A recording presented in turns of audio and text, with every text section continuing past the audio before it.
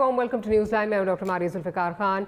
Viewers, corona के खिलाफ लड़ाई जो है वो जारी है और अब तक की अगर बात की जाए तो पिछले 24 घंटों में 355 केसेस जो हैं वो सामने आए हैं।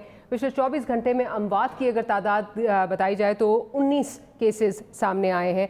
टेस्ट 7,847 जो हैं वो किए गए हैं और डेथ टोल अब तक का जो डेथ टोल है पाकिस्तान का वो 168 है।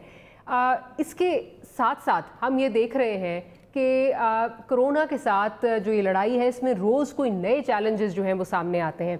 ख़ास वो इकोनॉमी का चैलेंज हो, हेल्थ सबसे बड़ा जो है वो चैलेंज हमारे लिए इस वक्त बना हुआ है, हेल्थ का चैलेंज हो, सिक्योरिटी का चैलेंज हो, और एक साथ साथ एक जो बड़ा चैलेंज हमें सामने आ रहा है वो जो हमारे पाकिस्तानी बहन भाई जो बाहर फंसे हुए हैं, जो विजिट्स पे बाहर गए या जिनकी जॉब्स जो हैं वो ख़त्म हो गई, जो बाहर फंसे हुए हैं उनको वापस लाना एक बहुत बड़ा चैलेंज है, क्योंकि एयर स्पेस आप जानते हैं बंद है।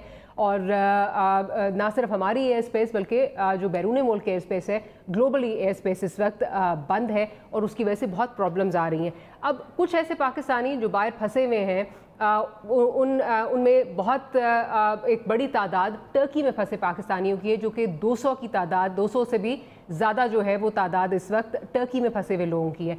ऐसे कुछ टूरिस्ट ने हमें कांटेक्ट किया, उन्होंने बताया कि उनकी बहुत सारी प्रॉब्लम्स आ रही हैं, रहने की प्रॉब्लम है, इसके अलावा उनको खाने पीने का जो है वो बहुत मसला आ रहा है। तो कल हमने काउंसिल जनरल जो बिलाल पाशा साहब हैं इस्तांबुल में, उनसे हमने रब्ता किया और हमने उन तक ये मैसेज पहुंचाया। तो बिलाल पाशा साहब हमारे साथ आज मौजूद हैं, ज़रा उनसे अपडेट ले लेते हैं। पाशा साहब, बहुत बहुत शुक्रिया कि आपने वक्त निकाला। बिलाल साहब, ये बताइएगा कि कल के बाद क्या कोई चेंजेस, कोई अपडेट्स अगर आई हैं, कोई जो मसाइल थे उनका इदराक के लिए कोई अगर चेंजेस आई हैं तो वो ज़रा बता दीजिए। अस्सलाम वालेकुम डॉक्टर साहिबा, सबसे पहले आपका बहुत शुक्रिया कि आपने आज के अपने प्रोग्राम में मुझे दोबारा लिया। मैं आपके चैनल का और बतौर ख़ास आपका बेहद मशकूर हूँ। आपने अपने कल के प्रोग्राम में जो बने बनाए खाने की जो तजवीज़ दी थी कि ये बना बनाया खाना उन 20 से 25 फैमिली को फराहम किया जाए जो यहाँ पर स्टैंडर्ड हैं और अनफॉर्चुनेटली जिनके पास यहाँ पर किचन की सहूलत मुयसर नहीं है, क्योंकि होटल्स भी क्लोज्ड हैं काफ़ी सारे और किचन भी नहीं चल रहा। तो आप ये यकीन मानिए कि आपकी इस प्रोग्राम के बाद मुझे बहुत हौसला अफजा रिस्पांस मिला है। मैं बतौर ख़ास यहाँ खुबैब फाउंडेशन का जिक्र करना चाहूँगा। उनके चेयरमैन नदीम साहब ने मुझे स्पेशली रब्ता किया आपके प्रोग्राम के ख़त्म होने के फ़ौरन बाद, और उन्होंने इस बात का जिम्मा लिया है कि वो इन 20 से 25 फैमिलीज़ को कुक्ड फूड प्रोवाइड करेंगे। इनकी जो ऑर्गेनाइजेशन है ये यहाँ पर ऑलरेडी टर्किश रेड क्रेसेंट और IHH के साथ मिलकर काम कर रही है। अगर आप इजाज़त दें तो मैं यहाँ पर क्योंकि स्टूडेंट्स का भी जिक्र काफ़ी हुआ है, तो मैं यहाँ बैतुस्सलाम वेलफेयर ट्रस्ट का भी जिक्र करना चाहूँगा, जो ऑलरेडी 100 से ज़्यादा स्टूडेंट्स को जिन्होंने काफ़ी हेल्प भी की है। आपके इस प्रोग्राम के बाद उन्होंने मज़ीद ये इसका दिया है कि वो मज़ीद उन पाकिस्तानी तलबा की जिनको इस वक्त कुछ किसी हद तक फाइनेंशियल इश्यूज भी सामने आ रहे हैं और राशन के लिहाज से भी उनको कुछ मसाइल का सामना है, तो उनकी जिम्मेदारी भी उठाएंगे। एक मैं जिसका मैंने कल एक इशारा दिया था कल, वो मैं उसको आज कंफर्म करता हूँ। मेरी बड़ी लंबी बात हुई है यहाँ, एक इम्पोर्टेंट हमारे रेस्टोरेंट की चेन है, उसके मालिक हैं मोहम्मद अनस साहब, कराची दरबार को ओन करते हैं। तो उन्होंने स्पेशली आपकी तजवीज़ को सराहते हुए अपने रेस्टोरेंट में, और इवन वो डिलीवरी करने को भी तैयार हैं, उन्होंने कहा है कि जितने भी स्टैंडर्ड पाकिस्तानी हैं वो उनको अपने रेस्टोरेंट में कुक्ड फूड खुद सर्व करेंगे। और चूंकि यहाँ रेस्टोरेंट्स पे पाबंदी है तो इसलिए वो टेक अवे हो सकता है, डिलीवरी हो सकती है। तो लोग वहाँ पर टेक अवे के लिए रेस्टोरेंट्स में जाएं या उन तक ये जो है वो टेक अवे डिलीवरी मुहैया की जाएगी, उन्हें किस तरह उन तक पहुँचाई जाएगी? ये जो 20 से 25 फैमिलीज हैं, ये अब इनसे, ये आपके प्रोग्राम के थ्रू हम मेरी इनसे भी यही दरख्वास्त है कि ये हमसे दोबारा रब्ता करें, अपने हमें स्पेसिफिक नीड्स बताएं और हम ऐसा अरेंजमेंट करेंगे कि इनकी प्राइवेसी को भी और सेल्फ रिस्पेक्ट को भी वेरी इंपॉर्टेंट बिलाल साहब, वेरी इंपॉर्टेंट। ठीक, हम जी बिल्कुल, ताकि हम नहीं चाहते कि ये इस तरह की चीजें वो इसमें हों। तो लेकिन आखिर में मुझे आपसे ये एक बात और भी करनी है कि आपका माशाल्लाह जो प्रोग्राम है इसकी बड़ी वाइड कवरेज इस पर बोल भी है। इसका आइडिया मुझे कल ऐसे हुआ कि मुझे तकरीबन 6 पाकिस्तानी उन फैमिलीज की भी कॉल आई जो कि माशाल्लाह वेल टू डू हैं, इस्तांबुल के डिफरेंट इलाकों में वो रिहाइश पजीर हैं। उन्होंने ये ऑफर की है कि जी हम अपने घर से खाना बनाकर, अगर हमारे एरिया में कोई ऐसे पाकिस्तानी मौजूद है तो हम उनको खुद जाती तौर पर सर्व करने के लिए तैयार। बिलाल साहब, I am so happy and I am so relieved because अगर हमारा प्लेटफॉर्म इस्तेमाल हो सकता है इस इतने बड़े काम के लिए, तो फिर that is all we want and that is what we work for. तो बहुत अच्छा ये है, एक दफ़ा फिर से अपना नंबर दे दीजिए ताकि जो लोग आपसे कांटेक्ट करना चाहते हैं, गो के आप बहुत ईजिली अवेलेबल हैं, but just again for the safe side once again if you could give your number. बिल्कुल डॉक्टर साहिबा, ये मेरा नंबर +90 552 95 22223 ये मेरा नंबर है। और माशाल्लाह जैसे आपका प्रोग्राम जो है बाद में यूट्यूब पे भी और इस पे ट्विटर पे भी अवेलेबल है, तो इसकी माशाल्लाह काफ़ी अच्छी कवरेज है। बिलाल साहब, thank you so much and we will keep in touch with you. And बहुत अच्छी आपने जो ये खबर सुनाई है, बहुत एक पॉजिटिव खबर है। अल्लाह करे कि आप जल्द से जल्द हमारे वो पाकिस्तानी बहन भाई जो बाहर फंसे हुए हैं वो वापस भी आ जाएं। साथ ही साथ आपको ये भी बताते चलें कि गवर्नमेंट ऑफ पाकिस्तान ने एक वेब पोर्टल जो है, जो कि covid.gov.pk, उसमें गाइडलाइंस, ट्रैवल गाइडलाइंस के हवाले से एक स्पेशल जो है वो गाइडलाइंस फॉर ट्रैवल का एक वहाँ पे एक उनका विंडो है जहाँ पे आप जा सकते हैं। ट्रैवल गाइडलाइंस आप देख सकते हैं कि किस मुल्क के लिए क्या इस वक्त ट्रैवल गाइडलाइंस है। ये उन लोगों के लिए जो बाहर फंसे हुए हैं। सो अगेन इस पे जाके इससे भी फ़ायदा उठाएं, इससे देखें। मोहित यूसुफ साहब ने कल ही हमारे प्रोग्राम में बताया था कि ये उन्होंने लॉन्च किया है और इससे आपको अपडेट्स मिल सकती हैं।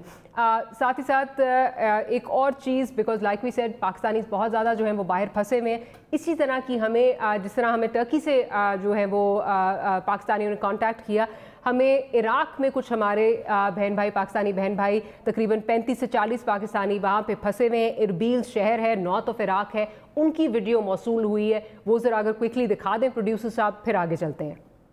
अस्सलाम वालेकुम पाकिस्तान, मैं इराक के शहर इरबिल से बोल रहा हूँ। हम 14 मार्च से लॉकडाउन में हैं और तमाम इंटरनेशनल फ़्लाइट्स बंद हैं।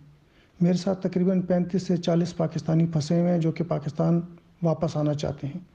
ये तमाम लोग एज एक्सपर्ट यहाँ ऑयल एंड गैस, NGOs और टेलीकम्युनिकेशन से वाबस्ता हैं।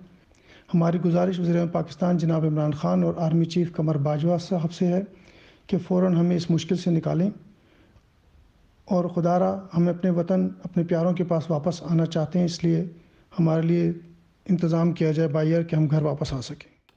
जी, ये अब पैगाम है इरबिल से, अगर इनके लिए कुछ किया जा सकता है, पाकिस्तान हुकूमत पाकिस्तान से वो अपील कर रहे हैं कि हमारे लिए कुछ किया जाए। सो वी होप हमारा काम था ये मैसेज आप तक पहुंचाना, और जो भी हुकूमत के ओहदेदारान हैं वो देख रहे हैं तो प्लीज़ इनके लिए भी कुछ करें। अगेन अब आगे चलते हैं। नज़ीर लगारी साहब ने हमें जो है वो ज्वाइन कर लिया है, अवैस तौहीद साहब ने हमें ज्वाइन कर लिया। बड़ी कड़ी नज़र रखते हैं जो इस वक्त हालात हाजरा है उस पर। तो आगे चलते हैं, क्योंकि कोरोना के साथ जो ये लड़ाई चल रही है उसमें अब क्या क्या मरहले हमने तय करने हैं उस पर भी ज़रा चल के बात करते हैं। पहले आपको दिखाना चाहते हैं कि वो ममालिक जिनमें कहा जा रहा है कि कोरोना की जो ये कर्व है वो फ्लैटन आउट हो रही है और अब वो नेक्स्ट फेज़ में दाखिल हो रहे हैं, जिसे कहा जा रहा है लिविंग विद कोरोना। तो वहाँ से हमें जो वीडियोस मौसूल हो रही हैं कि उनकी ज़िंदगी किस तरह चल रही है, तर्ज ज़िंदगी उनकी किस तरह जो है वो रवा दवा है, वहाँ पे क्या प्रिकॉशनरी मेजर्स हैं, क्या चेंजेस आई हैं। तो डैलस टेक्सास से और साथ ही साथ हमारे पास लंदन से, UK से हमारे पास जो है वो कुछ वीडियोस आई हैं, कुछ हमारे पाकिस्तानी हैं जिन्होंने हमें भेजी हैं, वो आपको दिखाते हैं और फिर दिखाएंगे कि यहाँ पर क्या हो रहा है। मेरा नाम आसिम है और मैं ह्यूस्टन में रहता हूँ। कारोबार ज़िंदगी बंद है तकरीबन।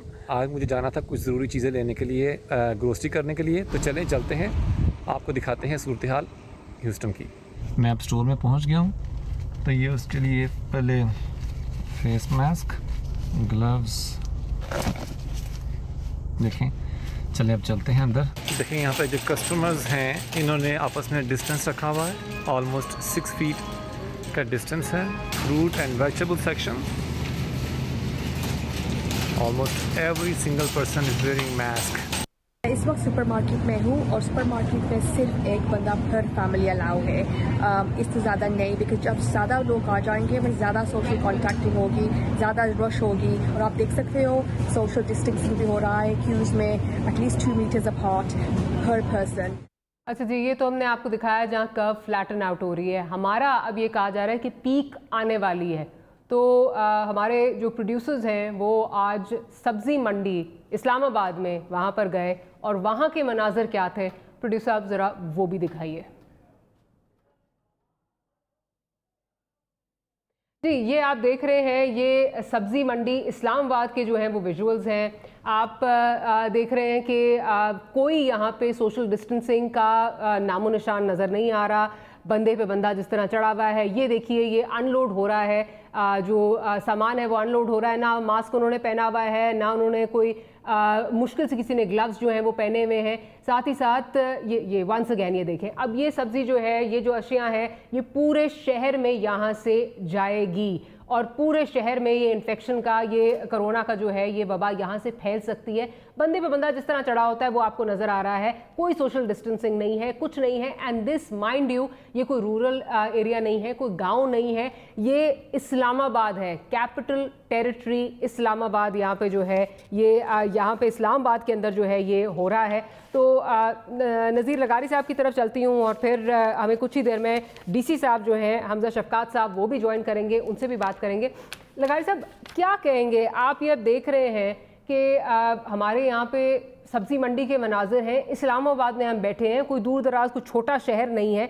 जिन कंट्रीज़ में पीक आउट कर गया है, फ्लैटन हो रही है कर्व, वो इतना कॉशियस है। आप क्या समझते हैं, हमारी अवेयरनेस नहीं है, या हम समझते हैं हमें ज़रूरत नहीं है, या हमें अभी तक समझ ही नहीं आ रही कि ये हो क्या रहा है?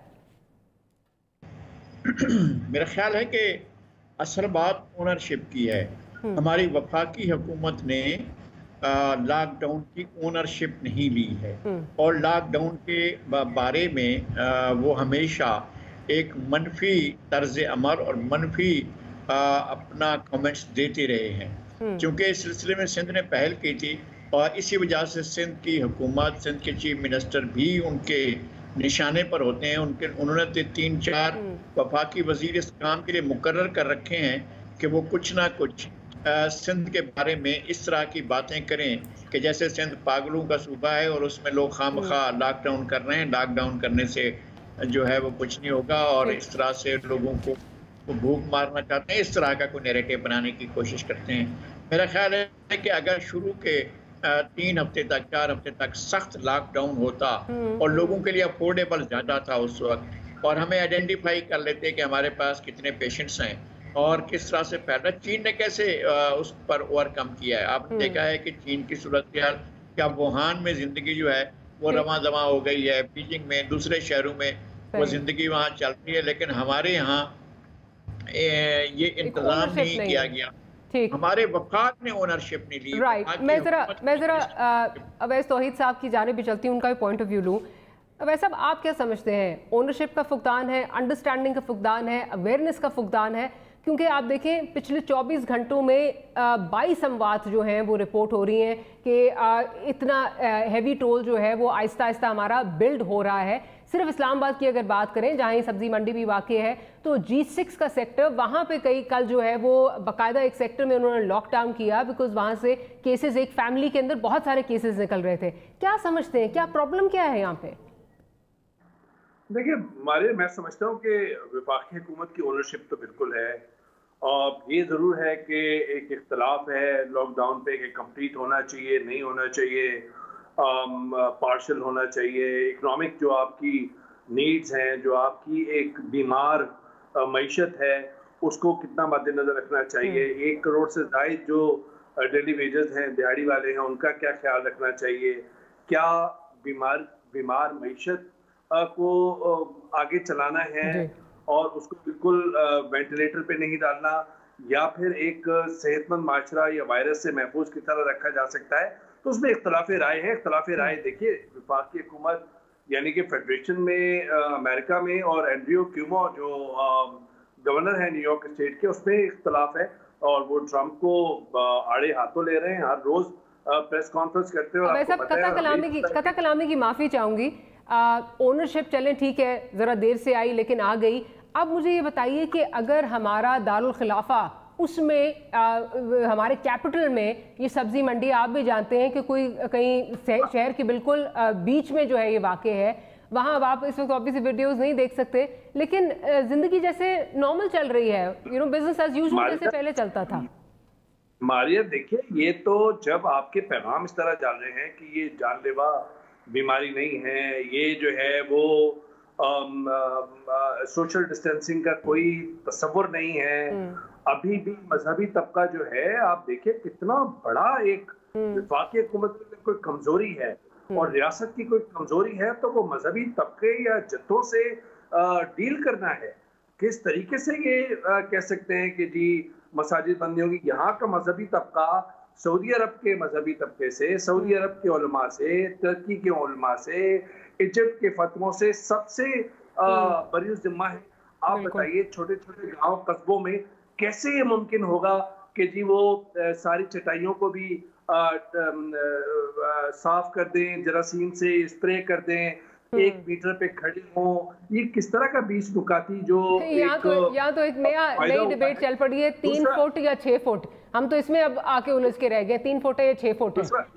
हमारे देखिए, मैं जो आप जो ये G5 की बात करें इस्लामाबाद की, आज वीडियो चली है हमारे वजीर खारजा महमूद कुरैशी साहब की कि वो एक मास्क काले रंग का हल्का सा नाक से वो नीचे किए हुए हैं और नंगे हाथों से, यानी कि दस्ताने नहीं है, और वो पैसे मुस्तकीन में बांट रहे हैं। और फिर उसी वीडियो के अंदर ये 15-20 सेकंड की है और उसी के बाद वो अपने हाथ से, जिस हाथ से पैसे बांटे हैं उसी हाथ से मास्क ऊपर कर रहे होते हैं। तो अगर अवेयरनेस इतने पढ़े लिखे लोगों में या हम जैसे लोगों में नहीं है, मैं शामिल साहब की बात नहीं कर रहा, वैसे आम बात कर रहा हूँ। मैं यहाँ से F11 में हूँ, मैं देख रहा हूँ कि कितने लोग जो है वो मास्क में और कितने लोग मास्क में नहीं है, कितने अवेयरनेस नहीं है। तो ये ओवरऑल ये आप देखिए ना, जब मौलवी ये कह रहे हैं कि खुले आम 5 वक्त के उसके नहीं, आपको कोई बीमारी नहीं लगेगी, अभी भी वही इनका नैरेटिव है। अभी भी कुछ दिन तक यही नैरेटिव था कि बीमारी बाहर से आई है। अब आप देख लीजिए, वो बड़ा कंफ्यूजन है। आई एम सॉरी वैसा, आई हैव टू इंटरजेक्ट है। ब्रेक का जो है मुझे कहा जा रहा है, लेकिन ब्रेक पे जाने से पहले ये ज़रूर कहूँगी, थोड़ा सा वैसे आपके साथ डिसएग्री ज़रूर करूँगी। बिल्कुल चलें, अगर हमारे उलमा हज़रात हैं उन्होंने कन्फ्यूजन फैलाई तो वफाकी हुकूमत की तरफ से भी कन्फ्यूजन नज़र आ रही है। अगेन दोबारा आपको वीडियो चलते चलते जो है वो ज़रूर दिखाएंगे। प्रोड्यूसर साथ साथ चलाते जाइए ब्रेक पे जाने से पहले। सोशल डिस्टेंसिंग यहाँ पे इन्फोर्स करवानी पड़ेगी, ये काम जो इंतज़ामिया है उसका काम है। ये हर चीज़ जो है वो उलमा हज़रात पे नहीं डाली जा सकती, यहाँ पे बाकायदा इन्फोर्स करानी पड़ेगी। जहाँ धज्जियाँ उड़ाई जा रही हैं और इस मंडी से सामान पूरे शहर में मुंतकिल होगा। कोरोना वाली सब्जियाँ, कोरोना वाले जो ये पूरा ये चीज़ें हैं, अगर पूरे शहर में यहाँ जाती हैं, यहाँ से बढ़ती हैं, तो आप सोचिए कि क्या हाल हो सकता है। रेसिपी फॉर डिजास्टर है ये। Will take a short break, will be right back.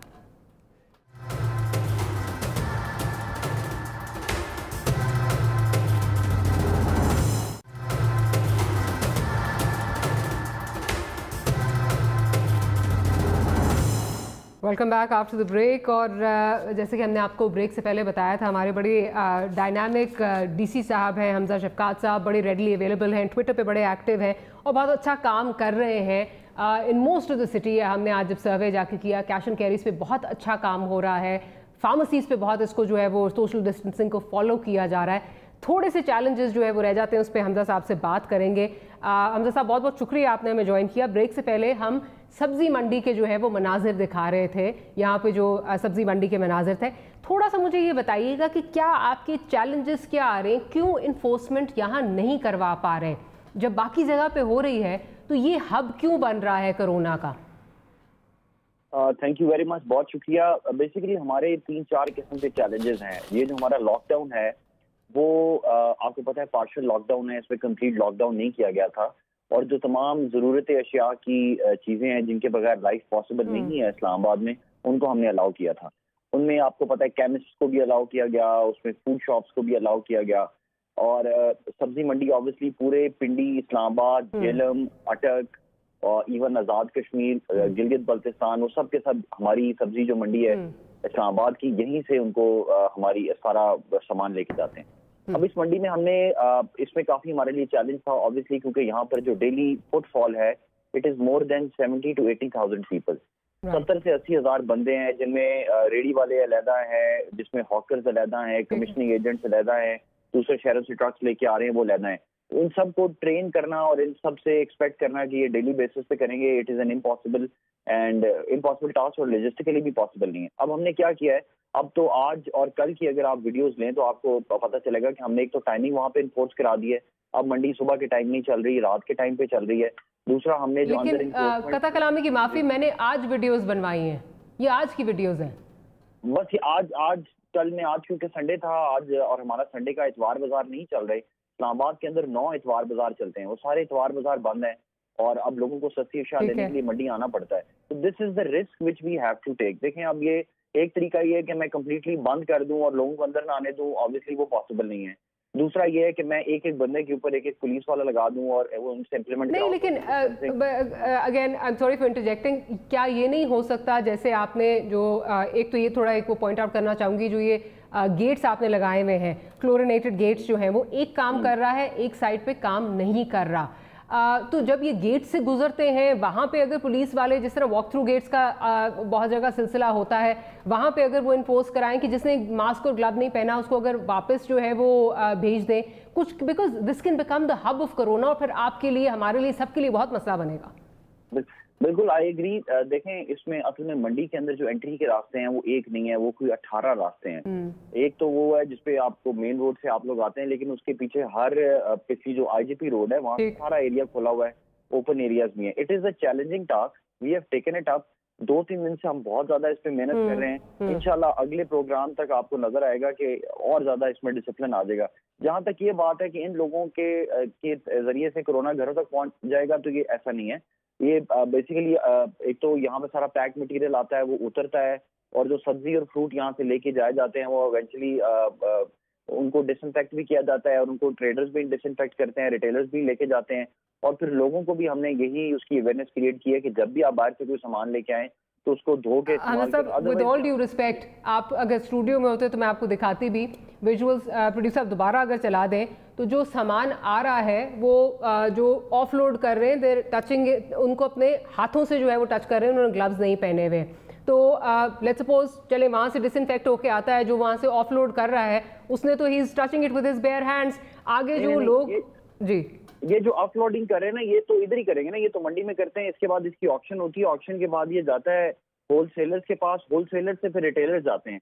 तो असल में जो कंज्यूमर है, आप जैसे हो गए, हम लोग हो गए, जिन्होंने खरीदना है, वो तो कंज्यूमर एंड प्रोडक्ट यानी कि रिटेलर से जाके लेते हैं, वो जो शॉप्स हैं पूरे इस्लामाबाद में, तो उनकी डिसइंफेक्शन वहाँ पे हो रही है। लेकिन I agree, I take your point, this is a challenge for us and we need to work on it and we will work on it. चलें, आई एम सो ग्लैड। अब इससे ज़रा लगारी साहब की तरफ चलती हूँ। लगारी साहब, अगेन बात हम क्रिटिसाइज़ करने के लिए नहीं कर रहे हैं, हम कह रहे हैं हल इसका जो है वो तलाश किया जाए। हम यहाँ पे ये देख रहे हैं पुलिस भी जो है वो मौजूद है, और पुलिस भी उस तरह काम नहीं कर रही है, इन्फोर्स नहीं करा पा रही। क्या आप समझते हैं वहाँ पे भी उनको, मतलब वो क्या उनकी अवेयरनेस नहीं है या बेबसी है, वो देर सो ओवरवर्क्ड? क्योंकि ये भी बहुत बड़ा चैलेंज है कि जहाँ उनकी ड्यूटीज़ डबल हो गई हैं वहाँ पे उनको सहूलियत शायद उस तरह की मैसर नहीं है। क्या आप समझते हैं ये भी एक प्रॉब्लम है कि वो उस तरह इन्फोर्स नहीं करा पा रहे, बेबस है? ये कि पुलिस का मजमूई रवैया जो है वो कराची में, तो कराची में हूँ, कराची में मेरे लिए बिल्कुल हैरत अंगेज़ है। अच्छा, मैंने कभी भी बड़े क्राइसिस के दिन है, बहुत ज़्यादा, जब यहाँ पर सेक्टेरियन वायलेंस हो रहा था, जब यहाँ पर इस्लामिक वायलेंस हो रहा था, जब यहाँ पर जो है वो शहर में बड़े बड़े वाक़यात हो जाते थे, उस वक्त भी पुलिस के अंदर इतना पेशेंट नहीं होता था। मैंने इस मरतबा जो पुलिस में पेशेंट देखा है, इस मरतबा मैंने पुलिस के अंदर जो एक बहुत ही ज़्यादा इम्प्रूव किया हुआ उसका बिहेवियर देखा है, और लोगों के साथ उनकी जो डीलिंग देखी है, वो पुलिस वाले के रिवायती जुबान मुझे कहीं नजर नहीं आती है। अच्छा, वो भाई बनकर बहुत ही इज्जत के साथ, एहतराम के साथ, आप पाकिस्तानी बने, आपके लिए ये ठीक नहीं है, कोरोना एक बड़ी मुसीबत है, आप अपने आप को बचाएं, अपने बच्चों को बचाएं, ये वहाँ का नैरेटिव है, अमूमी नैरेटिव पुलिस का। अच्छा, मेरा पुलिस के साथ कोई अच्छा ताल्लुक नहीं रहा है, ना मैं उनके साथ कोई गहरी हमदर्दी रखता हूँ, क्योंकि हमारे यहाँ पुलिस राज ने तो बड़े मसाइल खड़ा किए हैं, लेकिन ये एक रवैया आया है। इसी तरह का रवैया शायद इस्लामाबाद में भी है कि पुलिस इस मौके पर अपने आप को हार्श करना नहीं चाहती है। अच्छा। और पुलिस जो है इस संगीन सूरत हाल में शायद वो इस तरह नहीं चाहती है कि लोग जो हैं वो पुष्टवाल हो जाएं और रिटिलिएट करें। तो पुलिस का या हो सकता है कि कोई लीडरशिप की तरफ से और हाई कमान की तरफ से इनको इस तरह की डायरेक्टिव दूं, लेकिन ये कि ये यूं बेहतर हुआ है कि इसके बावजूद के लॉकडाउन है किसी ना किसी हद तक, कोई वायलेंस नहीं हुआ है, कोई ऐसी चीज नहीं आई है जिससे लगे कि जनाब ये पुलिस के कंट्रोल में रहा, मामला पुलिस के कंट्रोल में है। आज कराची में था कि जी डबल सवारी पर पाबंदी लगाई गई। एक पुलिस इंस्पेक्टर जो थी खातून, वो खड़ी होकर कह रही थी, और बहुत बड़ी तादाद में मोटरसाइकिलें खड़ी हुई थी और लोग उसके ऊपर खड़े हुए थे। उन्होंने कहा कि नहीं, मैंने बंद कर दिया रास्ता, 1 घंटे तक मैं आपको सजा के तौर पर यहाँ रखूंगी, कुछ धूप भी है, उसके बाद मैं करूंगी और ये देखूंगी कि उसके बाद आप लोग डबल सवारी पर नजर ना आए। और उनकी सबसे ज्यादा और लोगों ने उसको एक्सेप्ट किया हुआ था और 1 घंटे तक लोग। तो बेसिकली इन्फोर्समेंट जो है वो आप जोर ज़बरदस्ती से नहीं करा सकते। सब इतने इस लेवल का जो है वो पैंडेमिक हो, आप उसको जो है वो अवेयरनेस से आगे कर सकते हैं। अवैस साहब की तरफ चाहूँगी। अवैस साहब, हम पिछले सेगमेंट में जो है वो मसाजिद की बात कर रहे थे। अब मसाजिद में हमने देखा कि कल जो 20 नकाती एजेंडा जो है वो आया और उस पर गालिबन इत्तफाक़ राय से जो है वो सारी चीज़ें जो हैं वो पास हुई और कहा जा रहा है कि दोनों साइडों से जो है वो इत्तफाक़ हो गया।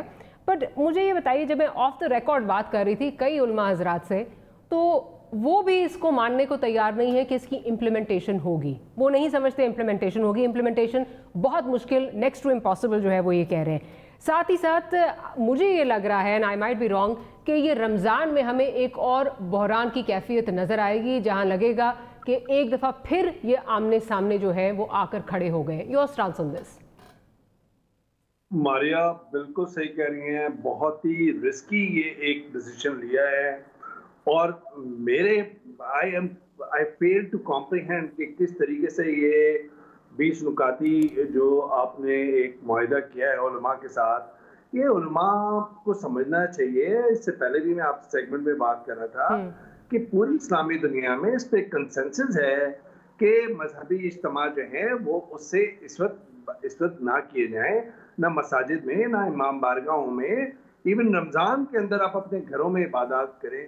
ये एतकाफ की बात कर रहे हैं, ये बात कर रहे हैं कि जी किस तरीके से आप जरासीम से पाक करेंगे मसाजिद को, वजू करके अपने घर से आ रहे। भाई ये नहीं हो सकता। सिर्फ एक आखिर में 20वां जो 20th जो पॉइंट है वो है कि अगर रियासत ये समझती है कि ये पाबंदी नहीं कर रहे और ये सारे जो हमारी हिकमत अमली जो तय हुई है उस पर पाबंद नहीं है, तो फिर एक्शन लेंगे। तो बहरान से मेरा यही मतलब था। मामला आगे निकल जाएगा ना मारिया। देखिए आपने देखा कि तबलीगी इज्तिमा 1 रोज के लिए हुआ, 3 रोज के लिए नहीं हुआ। उन्होंने कहा खराबी मौसम की वजह से हम इसको खत्म कर रहे हैं। उससे क्या हुआ, ज़ायरीन किस तरीके से आए, किस तरीके से मामला बिगड़े। तो जाहिर बात है कि हमें पता है। और ईरान से देखिए, ईरान से पूरी दुनिया के अंदर ये फैला है। ईरान को बाद में पता, ईरान ने बाद में रियलाइज किया है और बाद में डिस्क्लोज किया है। तो कहने का मकसद ये है कि ये तो बात तय है। देखिए अभी भी मारिया जो हमारी शरह है वो 8 to 10% है जो हमने टेस्ट कंडक्ट किए हैं कि वो पॉजिटिव आ रहे हैं, which is a global trend. So we haven't tested enough. Yes. We haven't reached the peak. The peak is yet to come. 15 से 25 मई का जो टाइम फ्रेम दिया जा रहा है कि उस टाइम पे पीक पे आ जाएगा। इसका मतलब मारिया ये है कि मुसीबत है। ये किसी मजहब, फिक्र, सोच, फिक्र की उस पे नहीं है कि ये सिर्फ गोरों को हो जाएगी, उनके कुव्वत मदाफियत हमसे कम है, गर्मी में ये जो वायरस है वो खत्म हो जाएगा, हमने तो टीबी की वैक्सीन लगवाई हुई है, so on and so fourth. लहसुन और शहद अगर आप पी लें, फिर उलमा के अपने सारी थेरीज। तो ये जो इंटरनेट पे थेरीज हैं उससे इज्तनाब कीजिए। ये जो इस वक्त सारे साइंटिस्ट पूरी दुनिया के मारिया इस वक्त लगे हुए हैं कि इसकी वैक्सीन तलाश करें। और मैं समझता हूँ कि एक जिंदगी जो आप पहले सेगमेंट में कह रही थी कि हमारे तर्ज अमल जो है, हमारा जो माशरा है वो एक सोशल डिस्टेंसिंग वाला नहीं है। हम गले मिलते हैं, हम हाथ मिलाते हैं, हम बगलगीर होते हैं। मतलब एक घर के अंदर 20-20 लोग रह रहे होते हैं। आप गोरा कल्चर में देख लें, मगरब के में जहाँ पे आप भी रही हैं, मैं भी रहा हूँ, कि किस तरीके से हर बच्चे के लिए एक अलग अलग कमरा होता है। यहाँ पे तो लाइंस एरिया भी लगारी साहब को पता है, मैं खुद कराची में रहने वाला हूँ, इतना रहा हूँ वहाँ पे, कि एक छोटे छोटे घर में 18 लोग रहते हैं। तो उसमें अगर खुदा ना खास्ता ये डेंसिटी पॉपुलेटेड जो अभी सील की है, अगर उसमें फैल गया तो फिर तो कंट्रोल नहीं होगा। क्योंकि देखिए, जब फ्लैटन द कर्व, अभी तक लोगों को ये समझ में नहीं आ रहा कि क्यों ये हम टर्म यूज कर रहे हैं, क्यों ग्लोबली ये टर्म यूज की जा रही है। वो इस वजह से कि आपका हेल्थ जो इंफ्रास्ट्रक्चर है, जब तरक्की याफ्ता ममालिक में वो केपेबल नहीं हो रहा, वो तो हम कैसे उसका मुकाबला करेंगे? वैसे सोहिद साहब, I am sorry, I have to interject here. बहुत शुक्रिया आपका कि आपने प्रोग्राम के लिए वक्त निकाला। नज़ीर लगाई साहब, आपका भी बहुत शुक्रिया कि आपने प्रोग्राम के लिए वक्त निकाला। छोटी सी ब्रेक लेनी है। ब्रेक के बाद हमारे साथ डॉक्टर कासिम नईम साहब मौजूद होंगे टेक्सास से। उनसे बात करेंगे कि वो वहाँ पे पेशेंट्स के साथ डील कर रहे हैं, क्या वो ट्रेंड्स देख रहे हैं, क्या चीज़ें जो हैं वो सामने आ रही हैं। That and much more right after short break.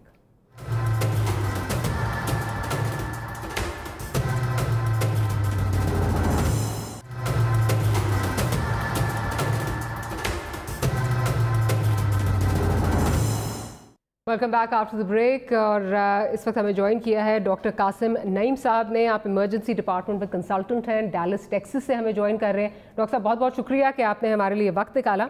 Doctor साहब, ये बताइए कि पिछले 1.5-2 महीने से आप कोरोना के केसेस जो हैं उनके साथ इमरजेंसी रूम में जो है इमरजेंसी में डील कर रहे हैं, और इस वक्त अमेरिका की जो तादाद है वो दुनिया की जो तादाद है उसमें कहा जा रहा है कि 30% केसेस, यानी कि 1/3 केसेस जो हैं वो अमेरिका से आ रहे हैं। 23 लाख का अगर फिगर दुनिया का है तो 7 लाख से ऊपर अमेरिका का फिगर है। आप क्या समझते हैं इतनी हाई रेशो क्यों है? क्या वजूहात आपको लगती हैं? Thank you, Maria, for inviting me on your program. Doctor Maria, सबसे बड़ी वजह इसकी ये है कि कोविड-19 या SARS-CoV-2 जो कोरोना वायरस के नाम से आप लोग इसको जानते हैं, ये एक नया स्ट्रेन है और इस स्ट्रेन की दुनिया में कहीं भी किसी सिचुएशन में भी इम्यूनिटी नहीं है और ना इसकी कोई वैक्सीन है। एंड जो करंट डेटा है उसमें हमें ये पता लगा है कि it is one of a very virulent and fast spreading virus, जिसमें इसकी doubling time is 3 to 6 days. And the infection rate, or I would say R naught, is 2 to 3. इसका मतलब ये है कि अगर एक बंदे को कोरोना हुआ है तो वो 2 से 3 लोगों को इन्फेक्ट करेगा within 3 to 6 days. ठीक है. So you can do the math. Right. It will replicate from 1 to 2 to 4 to 8, 16, 32 and so on. और क्योंकि इसकी इम्यूनिटी नहीं है, उस वजह से इसका rate of spread and infection is quite high. Doctor साहब, इंटरजेक्ट हियर, क्या आप समझते हैं अमेरिका में, क्योंकि अब तो खैर प्रेसिडेंट ट्रंप ही अब इसको कुछ गालिबन सीरियसली लेने लग गए हैं और लोग भी सीरियसली ले रहे हैं, बट जब इनिशियली ये वायरस आया था तो तब लोगों ने इसको सीरियसली नहीं लिया और जो सोशल डिस्टेंसिंग थी, जो बाकी सारे जो प्रोटेक्शन के अपने जो हैं वो चीज़ें थी, वो लोगों ने फॉलो नहीं की, जिसकी वजह से अमेरिका में इतनी ज़्यादा तादाद है। क्या आप समझते हैं ये एक बड़ी वजह बनी है? बहुत अच्छा सवाल किया आपने मारिया।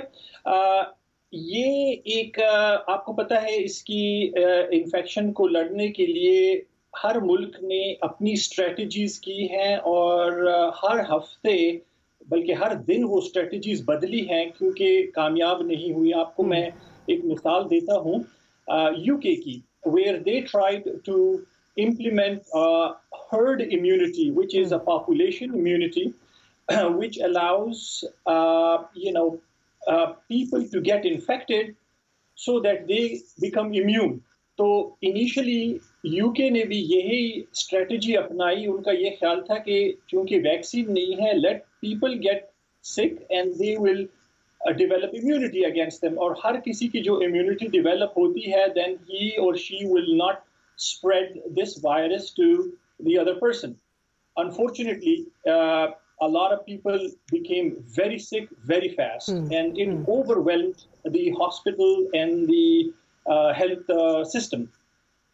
तो वो स्ट्रेटजी क्योंकि अमेरिका ने भी इनिशियली अप्लाई की और उनका ये ख्याल था कि चलो ये एक फ्लू है जो नॉर्मली अक्टूबर थ्रू मार्च अप्रैल तक होता है, तो we will kind of deal with it by letting people get infected and let them develop the immunity against it.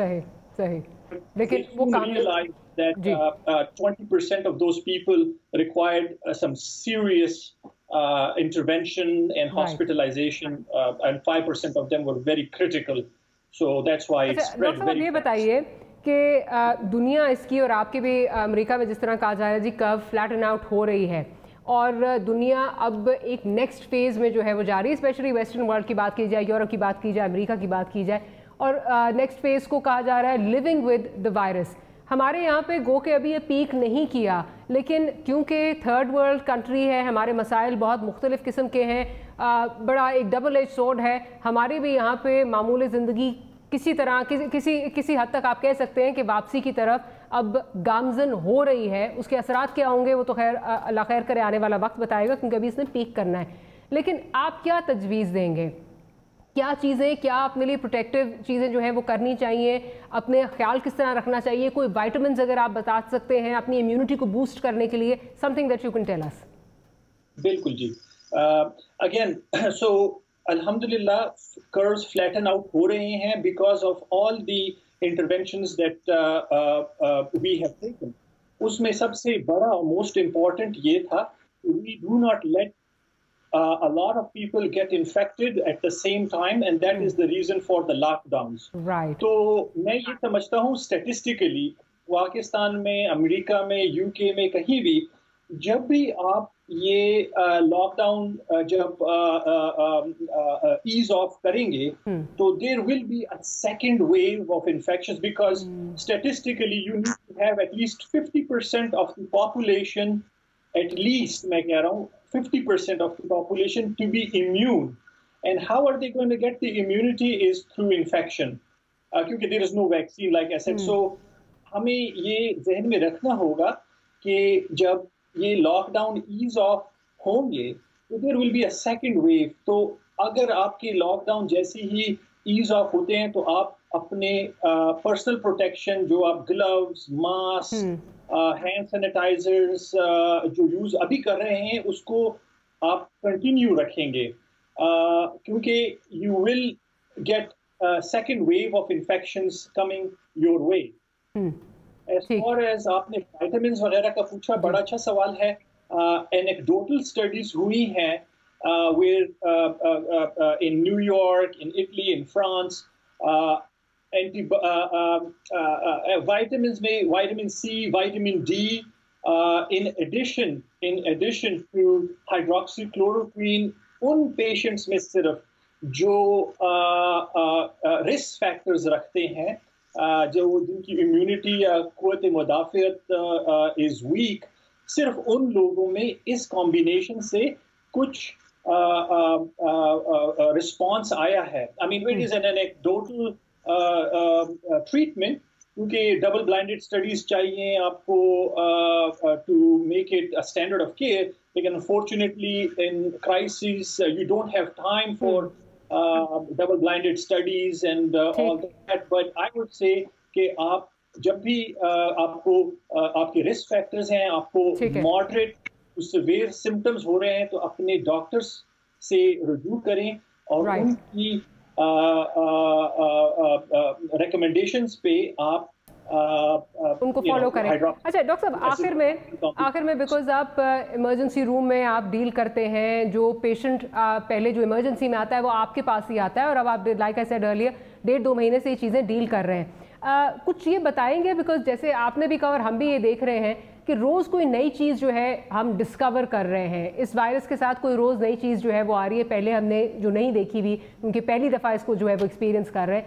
तो क्या आप कहेंगे एज ग्रुप के हवाले से, जेंडर के हवाले से, क्योंकि पहले ये कहा जा रहा था कि जी ये 50 से अबव जो लोग हैं उनमें जो अमवात हैं वो उनमें सिर्फ हो रही हैं, पाकिस्तान में फिर हमने देखा कि यंग लोग भी बहुत हैं इसमें शामिल जिनकी डेथ्स हो रही हैं।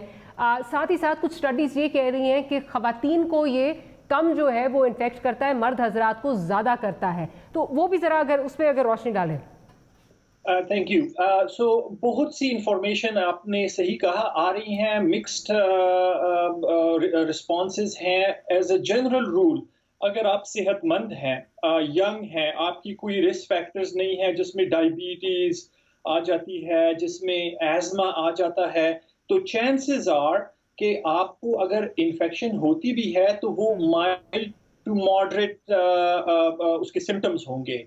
और आपकी उम्र जिस तरह ज़्यादा होती जाती है तो ज़्यादा उम्र के साथ आपकी उम्र की और बीमारियां जिसमें शुगर की और इम्यूनोसप्रेसेंट किस्म की बीमारियां आ जाती हैं। और वैसे भी in older age your general conditioning is on the lower side, तो उनमें वही इन्फेक्शन सिवियर फॉर्म में होती है। तो इसमें एक्सेप्शंस हैं, बाज़ ऐसे मैंने केसेस देखे हैं जिनके बहुत रिस्क फैक्टर्स भी हैं, लेकिन वो लोग बड़ी अच्छी उन्होंने रिस्पॉन्स किया, और बाज़ बड़े यंग लोग थे जिनकी कोई रिस्क फैक्टर्स भी नहीं थी और उन्होंने बहुत सिवियरली रिस्पॉन्स किया। लेकिन वो that is an exception, but as a general rule the younger you are, the healthier and the fitter you are, your chances of developing a severe infections are low and vice versa. Doctor साहब बहुत बहुत शुक्रिया कि आपने हमारे लिए जो है वो वक्त निकाला और हमें जो है वो चीज़ें बताई। प्रोग्राम का वक्त हमारा ख़त्म हो रहा है, लेकिन आखिर में ये ज़रूर कहूँगी कि हम न्यूज़ जो हमारे सारे पाकिस्तानी बाहर जो है वो फंसे हुए हैं, जो उनकी प्रॉब्लम्स आ रही हैं, अगर हम आपके लिए आपकी आवाज़ जो है वो हुकाम बाला तक पहुंचा सकते हैं तो हमें अपनी वीडियो ज़रूर भेजें। हमें हमारा जो फेसबुक पेजेस हैं उन पे आप हमें कांटेक्ट कर सकते हैं और हम पूरी कोशिश करेंगे कि वहाँ पे जो हमारा काउंसिल स्टाफ है, वहाँ पे जो हमारे लोग हैं, पाकिस्तानी जो स्टाफ है, और यहाँ पे जो लोग हैं, यहाँ पे जो हुकूमत के लोग हैं, उन तक आपकी आवाज़ पहुँचाएँ और आपके मसले हल करवाएँ। Will see you next week. Good night और अल्लाह हाफ़िज़।